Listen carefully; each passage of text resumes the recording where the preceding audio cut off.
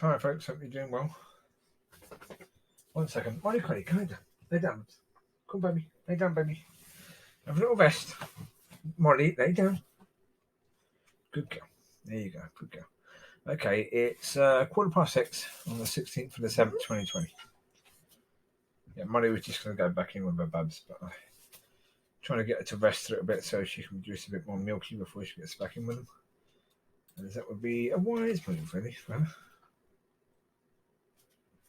Anyway, so this video. Okay, interesting subject, this one. Yeah. During the walk and talk last night, video that I did, I haven't actually published it, and I probably won't do. Well, because one of them was 32 minutes long, and then there was a part 2 that was another good 20 minutes long. A bit too long, really. So, yeah, if anything's important needs to be discussed, then that can be discussed. There's no problem at all. Anyway, yes, okay. So, yeah. I did 2 walks and talks, one at about 8 o'clock, one then about 12 o'clock. The 8 o'clock one. I was speaking to God about the situation where my friend had said I need to lie, etc., etc. And I was just saying to God, if someone had said to me, does God have your back in this? I would have to say no. Then, within moments, seconds really, my understanding then came, how can you say no? What is it supposed to look like when God has your back in this sort of situation? What would that look like? If you don't know what it would look like, then you have no idea whether God has your back or not. Because you have no idea what it's supposed to look like. Well, that was interesting. So, yeah, can't argue with that. And with regards to God having your back, I had a situation years ago. Many years ago. I was an incredibly young Christian at the time. I was living in an area that was a tad rough. Certainly, it wasn't a wise idea to go out after 11. That's when the pubs shut, and that's when the nightclubs shut, and that's when you've got loads of drunk people milling around. Yeah, where you had fights going on and stuff like that. So, yeah, I didn't have dogs at the time. I didn't drive at the time. So, generally speaking, I didn't go out. Yeah, that was it. From about 7 p.m., that was it. I was in. This would have been pre-mobile phone, really. Even though mobile phones were just about out at that time, the big massive blocks that were bigger than the internal home phones. Yeah, that's pretty much what was out at that time. So anyway, this was about 2 a.m. I woke up. I've been having a lustful dream, and I wanted to go back to sleep. I wanted to get back into that dream. And then all of a sudden, I was in utter and total darkness. Utter and total darkness. The blackest of blacks. It was scary, to say the least. Didn't know what happened, although I did, sort of. I realised pretty quickly what happened. God had removed himself from me. At that time when I said I wanted to go back into that dream because it was a lustful dream and I wanted to find out what was going to happen, God then said, okie dokie. Yeah, and removed himself from me. So I got up, got dressed, took a bit of change of me, ran to the phone box, phoned a Christian friend and asked him to pray for me. I said, this has just happened. I know what's happened. I know what it is. You wouldn't feel this sort of darkness unless it was God removing himself from you. And then, no problem, the darkness went. Yeah, I was covered again. And I knew it. Yes. Well, I'd often thought it as a warning. that it was God saying, Christianity is not a game. You can't choose the world system and then choose me and then want to go back into the world and back into me, back into the world, back into me. That is not going to work. It wasn't though.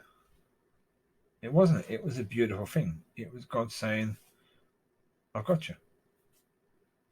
For me to show you I've got you, I had to depart for a few minutes to show you what it was like not being got.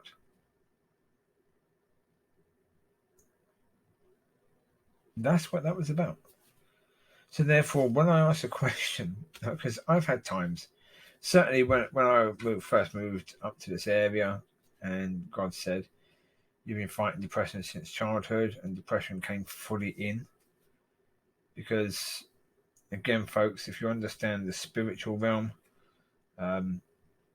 if you are unaware that there's a spirit attached to you, and that spirit is something like depression, it can only harm you to a certain degree. As soon as you accept it, it comes in fully, completely and utterly.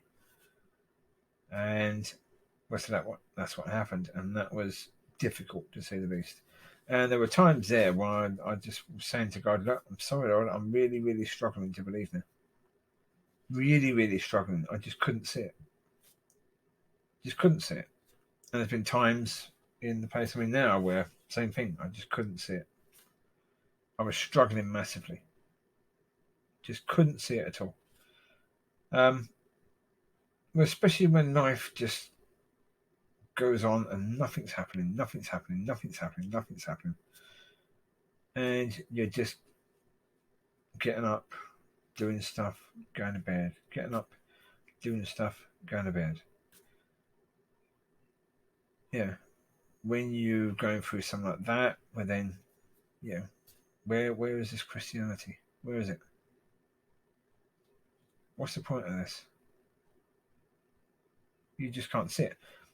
So, now, of course, it's a case where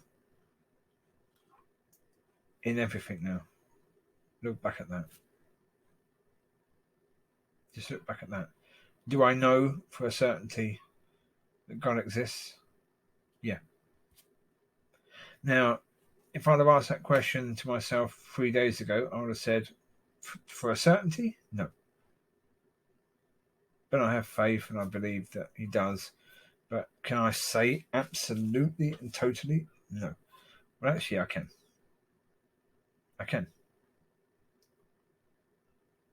Because I experienced not having God.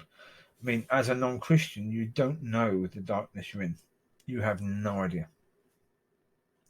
Because that darkness I was in at that moment, that's the darkness that everyone else is in. They just don't realise it. And the reason why it come across as so dark to me is because I'd had some light, proper light. I'd had God walking with me and in me for a year, 2 years, 3 years, 4 years, sort of thing. And then for it to go, you're right back in that non-Christian sort of darkness, and it's you suddenly see it for what it is, and scary, blinking Nora, incredibly scary. As I say, the area I was in, I never went out. Never. I lived at the same address for 2 years. Never went out after 8 o'clock. Well, unless it's summer, because it's summer, you can go out a bit later. Shops were open till late. So you'd sometimes go shopping late, but as soon as you got home, that was it. You wouldn't go out again. No point. Not at that address. At other addresses I've been at, we went to nightclubs, stuff like that. But at that address, no. I didn't go to places like that. Not living there. I just never went out. And on that night, I don't care. I don't care what I'm going to find. I don't care if there's a whole gang of people that want to beat the crap out of me. I'm going out. I've got to deal with this. This is bad. Really blinking bad. So I've got to deal with this. And so, it was real. It was an experience that was real. And having that situation where you are covered by God, and then God says, even for a second, you're on your own. Oh, the most frightening thing I've ever experienced. I couldn't experience anything more frightening than that, really. It was horrendous. That darkness was nasty. Whether I was in a room, did the light in the room suddenly get worse? No. No. I mean, I found my keys, I found my clothing, I found money for the call phone. So there was enough light in the room. So it wasn't darkness as in, all the lights have gone out around the block. No, it was a spiritual darkness.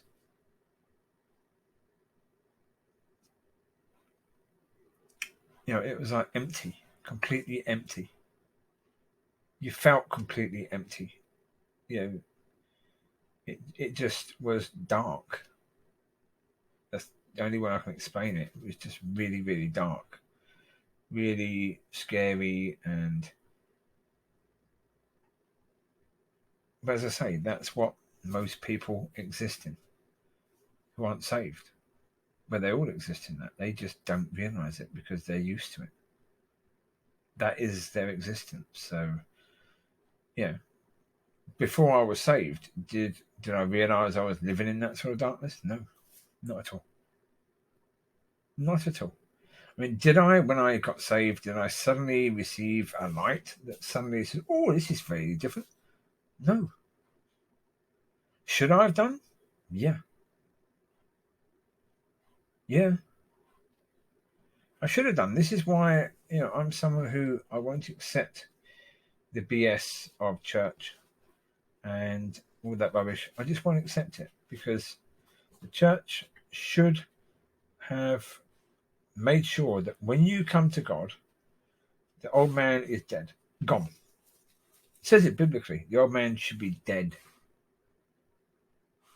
when you give your life. That should be it. The old man should be dead. That should be happened. If it's not, then you need a renewing of the mind. But again, that's something church should be focusing on. I've been a Christian for, actually, I don't know. I've got a calendar. 1 second, folks. I'm going to check. So I do have a calendar. On the calendar, it says, because my birthday, Christian-wise, is this month. So I'll just have a quick look.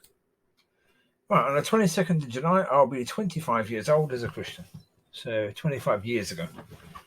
In that 25 years, I've been to so many different churches. I really have. I've never been to a church that's focusing on the renewing of people's minds. That has any sort of program. Alpha was a program, but Alpha was something that was interesting when it first started. It was worth doing. When it first started, it should have moved forward. It should have moved into something really so much different. It should have grown. It should have developed. It should have evolved. I don't think it has. I mean, from my knowledge of it, I don't think it has. I know some churches are still doing it. But that is not a renewing of the mind. That's just a little introduction to Christianity for people who aren't saved. All the work that should go on after they're saved is not dealt with by Alpha. And most churches didn't bother really after that. You went to church, you sang your worship songs, you listened to some sermon by someone who really was just doing it out of what had been taught at university, really. Wasn't being guided by God in most cases. The sermons weren't being guided by God, they were being basically head made. And it's like, no, I can't support anything like that. I never will. Because I know there should be so much more than that. There should. And I can't accept anything less, really, than what there should be. And nobody else should. Nobody else should accept less than that. So anyway, that will do. I've said what I need to say there. As I say, even from that talking about it last night on that walk, that was the first time I've really thought about that for a long time. And it's the first time I've actually understood what it meant. Because I thought, as I say, I thought it was some sort of punishment. You know, you want to get back into a lustful dream where there you go. You have that darkness. You know, I'm not sticking around for you to do that. But it wasn't that at all. It wasn't that at all. God knew that I would be going through stuff years down the line where I'll be saying to God, have you got my back?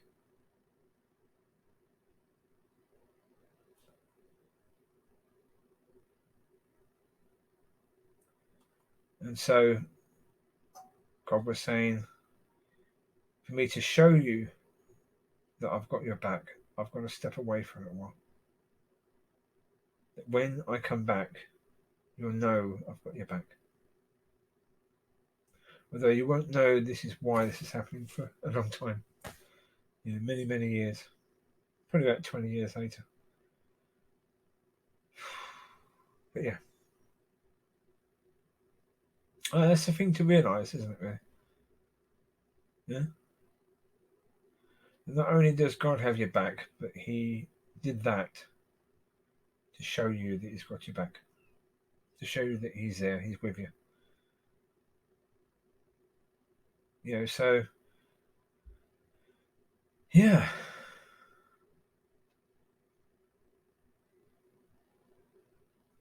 As I say, it's a case where had I been asked a few days ago, do you believe that God is real and that God really exists?